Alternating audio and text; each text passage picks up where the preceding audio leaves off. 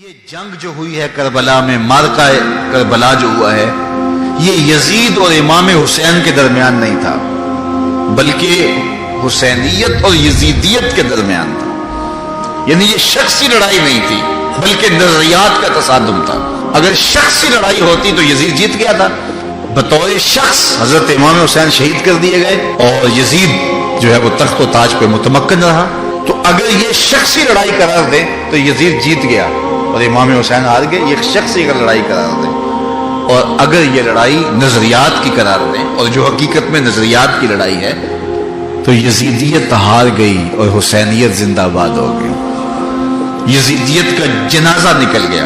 وہ تخت و تاج جس کے لیے یزید نے اتنا کچھ کیا تھا، اس کے اپنے بیٹے نے اس پہ تخت پہ تھوکا۔ یزید کا بیٹا معاویہ بن یزید جب تخت نشین ہوا ہے تو وہ گھر سے باہر 6 ماہ نہیں نکلا، اس کا جنازہ ہی نکلا۔ تو لوگوں نے کہا آئیے نا تخت پہ بیٹھیے، کہا میں اس تخت پہ نہیں بیٹھنا چاہتا جس سے آل پیغمبر کے خون کی بو آ رہی ہے، میں نہیں اس تخت پہ بیٹھنا چاہتا۔ اور پھر اس کا تخت سمٹ گیا، اس کا نام مٹ گیا، کلنج کے مرض سے تڑپتا ہوا مرا اور انتہائی ذلت کی موت مرا، رسوا ہو گیا، اس کا نام بھی باقی نہیں ہے۔ میں گزشتہ برس کربلا میں حاضر ہوا تو حضرت امام حسین کا چمکتا ہوا روضہ نور دیکھا۔ وہ لمحے بڑے دردناک تھے جب ہم کربلا میں پہنچے اور رات کا موقع تھا، تو ہمارے ڈرائیور نے کہا کہ یہ نہر فرات ہے، وہ نہر فرات جو چمکتی رہی اور جس کی لہریں اچھلتی رہیں، اور کربلا کا یہ مقدس قافلہ پیاسا رہا۔ تو عجیب قلب کے اندر کیفیات کا ایک جہان تھا۔ یہ تو امام حسین کا روضہ ہے نا، لیکن یزید کا نشان نہیں ملا۔ میں نے تاریخ کی کتب میں ڈھونڈا کہ یزید کی قبر کہاں ہے، تو مجھے تاریخ نے بتایا مزبلہ دمشق، دمشق کے اندر کوئی جگہ ہے جہاں لوگ کوڑا پھینکتے ہیں، تو اس کوڑے کے نیچے کہیں یزید کی قبر ہے۔ نشان بھی نہیں ہے کہاں ہے، لیکن اتنا پتا ہے اس روڑی کے نیچے یزید کی قبر ہے۔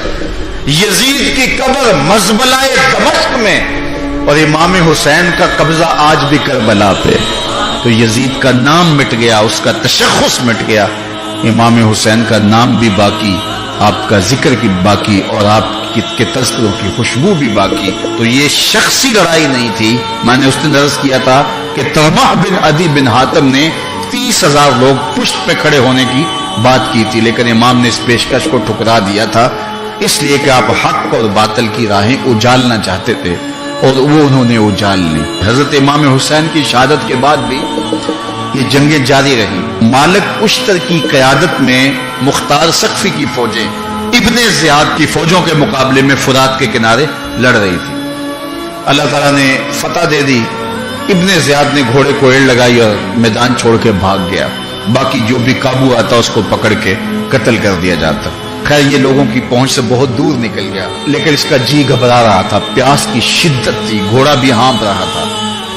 تو یہ چلتے چلتے صحرا میں گیا تو وہاں اس نے دیکھا کہ ایک خیمہ ہے، تو سوچا کہ میں چلتے چلتے ان سے پانی کا گھونٹ مانگ لوں تاکہ اپنے جگر کی پیاس تو بجھا سکوں۔ تو اس نے گھوڑا کھڑا کیا اور ہانپتا ہوا اس نے پردہ اٹھایا، دیکھا تو خیمے میں امام زین العابدین قرآن کی تلاوت کر رہے تھے۔